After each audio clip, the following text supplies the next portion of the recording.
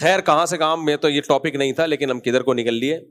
تو مسلمان کیا کرتا ہے, قرآن کیا کہتا ہے, ان الانسان خلق ہلوعا اذا مسہ الشر جزوعا. جو صحیح مسلمان نہیں ہے, جس کا اللہ پہ ایمان نہیں ہے, وہ کامیاب لائف گزار ہی نہیں سکتا. جب اسے غم ہوتا ہے ڈپریشن میں جاتا ہے, اور خوشی ہوتی ہے تو اترانے لگتا ہے. دیکھا ہے آپ نے ابھی بھی بہت سے لوگ جن کو خوشی ہوئی دوسروں کو نیچا دکھانا شروع کر دیتے ہیں.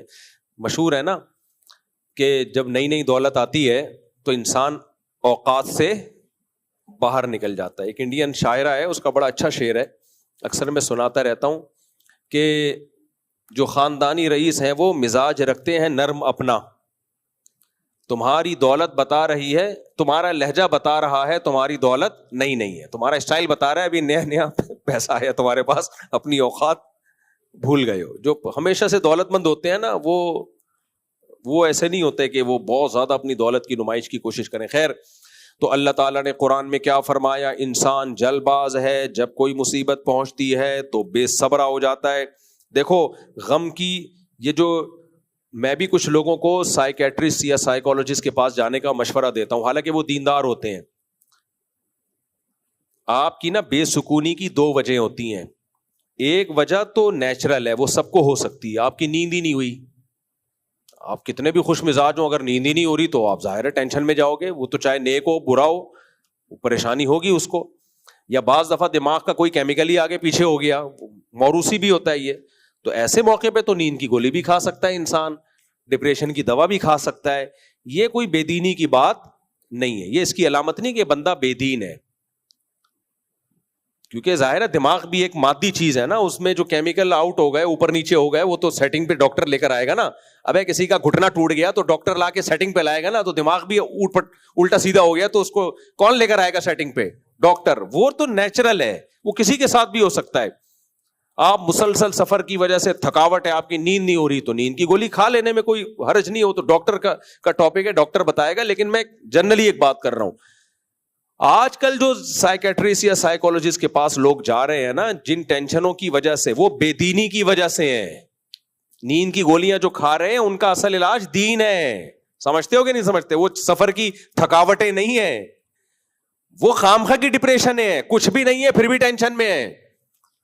اور اس ٹینشن کی بیس کیا ہے؟ دنیا کی محبت. غم میں یہ سوچتا نہیں ہے کہ یہ اللہ نے دیا ہے. بھائی اللہ کو مجھ پہ طاقت ہے, انا للہ و انا الیہ راجعون, ہم اللہ کے لیے اور ہم نے لوٹ کر کس کی طرف جانا ہے؟ اللہ کی طرف. جن چیزوں پہ غم ہونا چاہیے ان پہ تو ہو نہیں رہا. بھائی غم تو ہونا چاہیے گناہ پہ. آپ سے کوئی, آپ آخرت میں کیا جواب دو گے؟ دیکھو جب طلبہ کے پیپر ہوتے ہیں, انہیں سب سے بڑا غم کس بات کا ہوتا ہے؟ پیپر میں کامیاب ہو جائے. کیسے بیٹھے ہوتے ہیں نا پڑھنے والے. ہمیں یاد ہے امتحان جب آنے والے ہوتے تھے, کتنی دماغ پہ کھچاؤ ہوتا تھا کہ یار کب ہماری ان امتحانات سے جان چھوٹے گی. کتنا دماغ پہ ایک اسٹریس ہوتی ہے, کھچاؤ ہوتا ہے. تو اس سے بڑا امتحان کب آنے والا ہے؟ آخرت میں. اس کا تو کھچاؤ ہے ہی نہیں, کچھ بھی نہیں ہے, یعنی ٹینشن ہی نہیں ہے اس کی ذرا سی بھی. یہ بہت ڈینجرس چیز ہے بھائی. جو آپ میرے اور آپ کے سامنے اتنا بڑا امتحان کا دن کھڑا ہوا ہے, اس کے بارے میں کبھی سوچتے ہی نہیں ہے. تو اللہ نے کہا کہ جو اس آخرت کا نہیں سوچے گا نا, اس کو دنیا کی ٹینشنوں میں ڈالوں گا, پھر میں 20 ٹینشنوں میں ڈالوں گا میں. اس لیے نبی نے فرمایا اپنی ٹینشن کو سمیٹ کے کہاں لے آؤ؟ آخرت میں. تبھی نبی صلی اللہ علیہ وسلم نے دعا بھی سکھائی. آپ نے فرمایا وَلَا تَجْعَلْ مُصِيبَتَنَا فِي دِينِنَا وَلَا تَجْعَلِ الدُّنْيَا أَكْبَرَ هَمِّنَا. اے اللہ اگر کوئی مصیبت ہمارے مقدر میں لکھی ہوئی بھی ہے تو ہمارے دین کو بچا لینا اس سے. اس مصیبت سے ہماری دنیا کا نقصان ہو جائے, دین کا نقصان نہ ہو. بعض مصیبتیں ایسی ہوتی ہیں آدمی دین سے ہی جاتا ہے, اس سے دین کا نقصان نہ ہو. اور وَلَا تَجْعَلِ الدُّنْيَا أَكْبَرَ هَمِّنَا, یہ بہت اہم دعا ہے. یہ دعا مانگا کریں, خود اس دعا سے ہی دل کی کافی اصلاح ہو جائے گی. ہمارے نبی نے جو ہمیں دعائیں سکھائی ہیں نا, وہ دعائیں مانگنے سے بھی کافی دل ٹھیک ہو جاتا ہے انسان کا. مناجات مقبولہ کے نام سے دعاؤں کی ایک کتاب ہے, انٹرنیٹ پہ بھی مل جائے گی, ڈاؤن لوڈ کر سکتے ہیں آپ, PDF فارم میں مل جائے گی. اور ویسے کتابوں کسی بھی کتاب لائبریری میں جائیں تو مل جاتی ہے وہ. اس میں کیا کیا ہے حضرت مولانا اشرف علی تھانوی رحمہ اللہ تعالیٰ نے قرآن و حدیث میں جتنی دعائیں ہیں نا ان کو ایک چھوٹے سے کتابچے میں جمع کر دیا ہے. اب وہ تو بہت زیادہ ہو گئی ہیں, کیسے مانگے انسان روزانہ اتنی دعائیں, تو ان کو 7 حصوں میں ڈیوائڈ کر دیا ہے. سمجھ رہے ہو کہ نہیں سمجھ رہے؟ 7 حصوں میں ڈیوائڈ کر دیا ہے, اور اس کو آسانی کے لیے نام دے دیا ہفتے کے دن, اتوار کے دن, پیر کے دن, منگل کے دن, بدھ کے دن, جمعرات کے دن اور جمعے کے دن. تو 7 حصوں میں ڈیوائڈ ہونے سے وہ مختصر ہو گئی ہیں. تو اس سے فائدہ یہ ہوتا ہے کہ اگر آپ وہ خرید لیں یا ڈاؤن لوڈ کر لیں تو اس میں روز آنا آپ وہ دعائیں مانگیں, ان کا ترجمے والی بھی مل جاتی ہے وہ. تو آپ جب وہ دعائیں مانگیں گے نا آپ کو, تو دعا سے ہی آپ کو لگے گا کہ میرا دل ٹھیک ہو رہا ہے. دیکھو جب کسی سے آپ منگوائیں نا کہ یہ مانگو, تو یہ احساس اس کے اندر پیدا ہوتا ہے تھوڑے دنوں میں کہ مانگنے کی چیز اصل میں یہ ہے, میں غلط چیز مانگتا رہا ہوں اب تک, فوکس تو مجھے اس چیز کو کرنا چاہیے. آپ نے اپنے بچے کے ذمہ لگا دیا کہ بیٹا, یا لوگوں نے اس کو موٹیویٹ کیا کہ امریکہ کا ویزا مانگو, وہ مانگتا رہے گا, ایک دن اس کے دل میں یہ چیز بیٹھ جائے گی کہ دنیا میں کامیاب وہی ہے جس کو امریکہ کا ویزا مل جائے, باقی سارے کیا ہیں, وہ پکوڑے بیچ رہے ہیں, باقی سارے بے وقوف ہیں.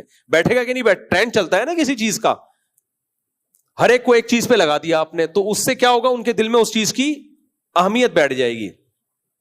ہمارے ایک جاننے والے مجھے ایئرپورٹ پہ ملے, پٹھان لڑکا تھا سوات کا, پتہ نہیں 8-10 سال کو کئی ڈنکی لگا کے گیا ہوگا یورپ, 8-10 سال گھوم پہ گھاس کھا کے واپس آ گیا نا. تو مجھے دبئی کے یا قطر کے, ابھی مجھے یاد نہیں, ایئرپورٹ پہ ملا, کنیکٹڈ فلائٹ تھی. میں نے کہا کیا ہوا کیسے, کہتا ہے یار میں پتہ نہیں کہاں گیا ہوں, اٹلی گیا ہوں, UK گیا ہوں, ڈنکی لگا کے گیا تھا, اللہ نے بچا لیا.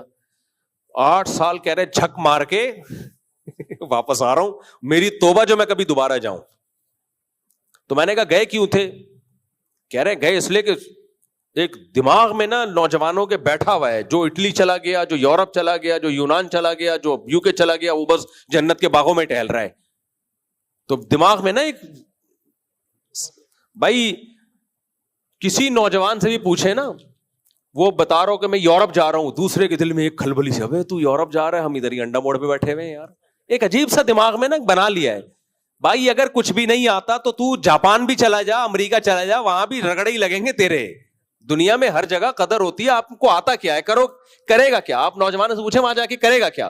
میرے پاس لوگ آتے ہیں, مصعب آپ کے اتنے تعلقات ہو گئے, آپ مجھے امریکہ بھجوا دیں. میں کہتا ہوں تو ایسے تعلقات میں نہیں استعمال کرتا کہ اس کو یہاں بھیج دو, اس کو وہاں بھیج دو. لیکن بائی دا وے امریکہ جا کے آپ کیا کرو گے, کہتے ہیں امریکہ, مفتی صاحب امریکہ تو امریکہ ہے. ابے امریکہ تو امریکہ ہے, جنت الفردوس تھوڑی ہے کہ بٹن دبائے گا تیرے کو خربوزے آئیں گے, بٹن دبائے گا حوریں آئیں گی. وہاں زکات تھوڑی بٹ رہی ہے. تو کرے گا کیا, کرے گا کیا, وہاں جا کے سوچیں گے کیا کرنا ہے. اور میں نے کہا جتنے دن سوچنے میں لگیں گے, کھائے گا کہاں سے تو, کھلائے گا کون تجھے وہاں پہ. وہاں تو یہاں تو پھر بھی لوگ کچھ زکات وکات جو ہے نا لنگر لگے ہوئے ہیں یہاں پہ, الحمدللہ بالکل یہ پہنچ کر دی ہے قوم کو نا, لنگر لگے ہوئے ہیں یہاں پہ. وہاں یہ لنگر ونگر آپ کو نہیں ملیں گے. تو ہاں انہوں نے پھر واقعات ہوتے ہیں, وہ فلاں گیا تھا تو دیکھو وہ کہیں نہ کہیں لگ گیا. بھائی 100 میں 2-4 لگ جاتے ہیں, تکے لگ جاتے ہیں, ورنہ دنیا میں اس سے بڑا بے وقوف کوئی نہیں ہے. آتا واتا کچھ بھی نہیں ہے, اور چلا جائے کہ وہاں جا کے سوچیں گے. تو کیوں سوچو گے وہاں جا کے, بھائی پہلے تو آپ یہاں سے کوئی لنک بناؤ, کوئی دیکھو کوئی آپ کو جاب مل رہی ہے, اور پھر وہ بندہ بھی ایماندار ہے. تو وہ مجھے وہ یاد آئے, سوات کا بندہ گھوم گھام کے 8-10 سال لگا کے واپس آیا, اور کان پکڑ کے کہتا ہے میری توبہ جو میں نے زندگی یہاں پہ برباد کی ہے. تو میں نے کہا گئے کیوں تھے, تو گئے اس لیے تھے کہ ایک ٹرینڈ چل رہا تھا کہ جو باہر جاتا ہے وہ کیا ہوتا ہے, کامیاب. تو اس سے ہمیں پتا چلتا ہے بھائی جس چیز کا ٹرینڈ چلتا ہے, جو چیز زبانوں پہ ہوتی ہے, جو چیز سنی جاتی ہے, صحیح ہو یا غلط ہو, بہرحال اس کی اہمیت دل کے اندر بیٹھتی ہے. تو مناجات مقبولہ میں جو دعائیں ہیں جب آپ پڑھیں گے نا, بار بار اللہ سے وہ چیزیں مانگیں گے, تو آپ کے حق میں وہ ٹرینڈ چل پڑا ہے. آپ کو پتا چل جائے گا بھائی مانگنے کی چیز تو یہ تھی, میں کیا مانگتا رہا ہوں آج تک. اصل تو اس چیز کو فوکس کرنا چاہیے. تو اس میں ایک دعا ہے, لا تجعل الدنیا اکبر ہمنا. مجھے بڑا مزہ آتا ہے یہ دعا مانگنے میں. اے اللہ دنیا کو ہماری بڑی فکر نہ بنا دینا, اتنا گھٹیا نہ بنانا ہمیں کہ اس مسافر خانے کو ہم اپنا باپ بنا لیں. میں تو اس لیے دعا مانگتا ہوں کہ ہم تو دنیا آپ سے زیادہ دیکھ رہے ہیں نا, تو میرے بگڑنے کے چانسز آپ سے بولو بہت زیادہ ہیں, زیادہ نہیں ہے. بگڑنے کا آپشن, چانسز تو خطرناک لفظ ہے, اللہ بچائے. آپشن میرے پاس بگڑنے کے چانسز بھی ہیں, بگڑنے کا آپشن میرے پاس زیادہ ہے. سمجھ رہے ہو کہ نہیں سمجھ رہے؟ پھر جہاں بھی جا رہے ہیں لوگ جھک جھک کے سیلفیاں, السلام علیکم مفتی صاحب, السلام علیکم, ہاتھ بھی چوم رہے ہیں بعض لوگ, اور جو ہے تشریف لائیں میرے ساتھ سیلفی. اتنے بڑے بڑے لوگ سیلفی لے رہے ہوتے ہیں اور بتا رہے ہوتے ہیں آج تک کسی کے ساتھ سیلفی نہیں لی ہم نے. کہہ رہے ہیں آپ کے ساتھ سیلفی. تو بگڑنے کے چانس کس کے زیادہ ہیں؟ بولو میرے زیادہ ہیں. میں اپنی اوقات بھول جاؤں, میں سمجھوں کہ شاید میں بھی کوئی بہت نیک آدمی ہوں. بعض دفعہ یہ ہوتا ہے آدمی کو اپنی اوقات پتہ ہوتی ہے, دوسرے بتا کے نا اس کو اس کی اوقات بھلا دیتے ہیں. ہمارے ایک جاننے والے مولانا صاحب تھے, ان کی اوپر کی سیٹنگ آؤٹ ہو گئی نا, اتنی آؤٹ ہو گئی کہ ان کو کوئی بوڑھا آدمی نصیحت کرے ان کو غصہ آئے. بوڑھے کو ڈانٹ دیتے تھے بڑی محفل میں, حالانکہ ینگ تھے وہ. ہمیں غصہ آتا یار آپ ٹھیک ہے عالم ہو لیکن آپ جوان ہو. اگر کوئی بوڑھا سفید ریش آدمی آپ کو سمجھا رہا ہے تو بوڑھے کے احترام کا تقاضا ہے کہ غصے تو نہ ہو نا, آپ سن لیں انکل ٹھیک ہے میں غور کروں گا. غصے کیوں ہو رہے ہو بھائی؟ انہوں نے یہ حرکتیں شروع کر دی. اچھا ان کے بھی مریدین تھے ہاتھ چومتے. اب کسی کو نہیں پتا چلے گا کس کی بات کر رہا ہوں, بہت پرانا واقعہ ہو گیا. ان کے مرید بھی ان کے یہی ہے کہ ہاتھ بھی چوم رہے ہیں. اور اس وقت سیلفیوں کا زیادہ رواج تھا نہیں ہے, موبائل کیمرے نہیں ہوتے تھے اس وقت. تو پھر وہ ذکر بھی کرا رہے ہیں لوگوں کو, مرید آ رہے ہیں اور مرید پھر خواب بھی سنا رہے ہیں, میں نے آپ کے بارے میں یہ دیکھا. مرید بھی ایسے ایسے خواب سناتے ہیں نا, میں نے یہ دیکھا جنت الفردوس میں ٹہل رہے ہیں آپ, میں نے دیکھا آپ کی 10 انگلیاں گھی میں. وہ تو سنا ہوگا نا. اور میری گندگی میں. وہ پیر صاحب کہتے تھے نا, مرید آیا, پیر صاحب میں نے دیکھا کہ آپ کی 10 انگلیاں شہد میں اور میری پخانے میں. پیر نے کہا یہی تو فرق ہے. تو اس نے کہا پورا خواب تو ختم ہونے دیں, آپ میری انگلیاں چاٹ رہے تھے, میں آپ کی انگلیاں چاٹ رہا تھا. خیر, تو وہ بھی ایک پیر صاحب, مریدوں نے ان کو بہت وہ اٹھا لیا نا. تو اب وہ کیا ہوا کہ وہ بدتمیزی, ہر ایک سے بدتمیزی. تو میں پریشان ہوتا تھا ان کو ہو کیا گیا ہے. تو ہمارے کسی دوست نے بڑا اچھا تجزیہ کیا. انہوں نے کہا مفتی صاحب ان کا قصور نہیں ہے, اصل میں ان کو اپنے بارے میں وہم ہو گیا کہ میں بہت نیک ہوں. تو اس وہم کی وجہ سے بےچارے ایسے ہو گئے. بعض دفعہ انسان اپنی بارے میں خوش فہمی میں آ جاتا ہے کہ میں کیا ہوں, میں نیک ہوں. لوگ اتنی تعریفیں کر دیتے ہیں, آدمی سمجھ لگتا ہے.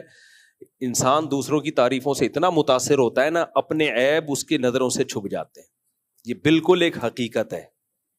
اگر کسی کالے کو آپ کہنا شروع کر دو نا, کوئی گورا ہے, تو چٹا ہے, تو گورا ہے, تو بہت حسین ہے, وہ یہ وہم میں آئے گا کہ میں کیا ہوں, میں بہت گورا ہوں. ایک آدمی تھا نا گاؤں میں, تو اس کو کسی نے آ کے بولا کہ یار تو یہاں بیٹھا ہوا ہے, تیری بیوی تو بیوہ ہو گئی ہے. تو اس نے کہا بھائی میں جب زندہ ہوں تو میری بیوی بیوہ کیسے ہو گئی؟ اس نے کہا بھائی بھائی دیکھ لے, تجھے تو گھر جانا چاہیے, تیری بیوی کیا ہو گئی ہے, بیوہ ہو گئی ہے. تو ڈانٹا چل دفعہ ہو یہاں سے پاگل آدمی, میں جب زندہ ہوں تو میری بیوی بھی کہہ رہا ہے اس کو اور بیوہ بھی کہہ رہا ہے.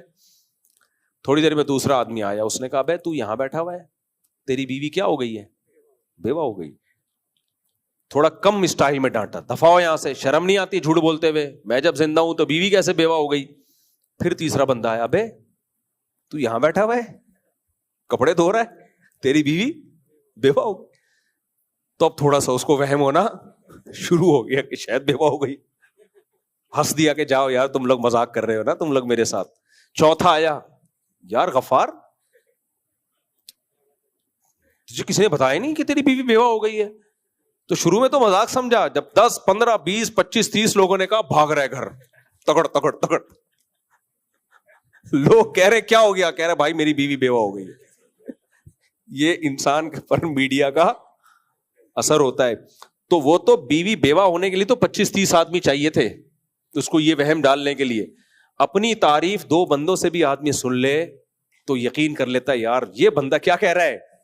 ہمارے والد صاحب ایک لطیفہ سناتے تھے, جب بھی میں کہتا ہوں نا یہ بندہ ٹھیک کہہ رہا ہے, مجھے والد صاحب کا اسٹائل یاد آ جاتا ہے. اصل میں والد صاحب ایک لطیفہ سناتے تھے, ایک مولوی صاحب بیمار تھے نا, تو مختلف حکیم آئے, سجیشن دی کہ اس کو کریلے کا جوس پلاؤ. ٹھیک ہے, حکیم لوگ تو یہی پلاتے ہیں. ایک نے کہا کہ ان کو جو ہے وہ ایسا کرو کہ فلانی معجون کھلا دو, فلانی معجون کھلا دو. وہ مولوی صاحب آنکھیں بند کر کے پڑے ہوئے ہیں نا, جیسے بالکل بے ہوش, آنکھ ہی نہیں کھل رہی. ایک نے کہا ان کو دودھ جلیبی کھلاؤ، مولوی صاحب کی ایک دم آنکھ کھلی. ایک نے کہا ان کو کیا پلاؤ؟ دودھ جلیبی. ایک دم مولوی صاحب حرکت میں آئے نا. اچھا وہ کہہ کے خاموش ہو گیا. پھر دوسرے نے کہا ان کو فلانے کا جوس پلاؤ، فلانے کا جوس پلاؤ. تو مولوی صاحب کا خیال تھا لوگ اس کی بات کو خود ہی ویلیو دیں گے، دودھ جلیبی والی کی بات کو، تو وہ لوگ ویلیو دے نہیں رہے. تو پھر مولوی صاحب نے پوری آنکھیں کھولی، بولے بھائی اس کے بھی تو سنو کیا کہہ رہے، اس کی بھی تو سنو کیا کہہ رہی.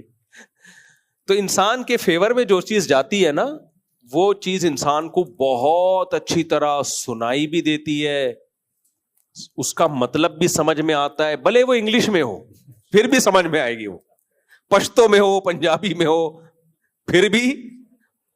تو انسان جتنا بیڑا غرق انسان کا اپنی تعریف سن کے ہوتا ہے نا، اتنا کسی چیز سے بیڑا غرق نہیں ہوتا. اور جتنا اپنی برائیاں سن کے سنورتا ہے انسان، ان کو اپنی اصلاح کا موقع ملتا ہے، اتنا کسی چیز سے سدھرتا نہیں ہے. ہاں دو چیزیں ہیں اس میں، اتنی برائیاں سنے کہ مایوس ہونے لگے پھر نقصان ہوتا ہے، تو اس میں اتنا حوصلہ ہونا چاہیے کہ مایوس نہ ہو، اور یہ فرق کر سکے کہ کون سی برائی ٹھیک ہے اور کون سی برائی ٹھیک نہیں ہے.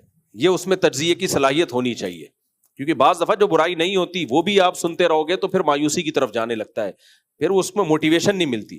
اور تعریف سن کے اگر اس میں اتنا حوصلہ ہے، ظرف بڑا ہے کہ وہ یہ دیکھے کون سی تعریف درست ہے اور کون سی درست نہیں ہے، یہ فرق کر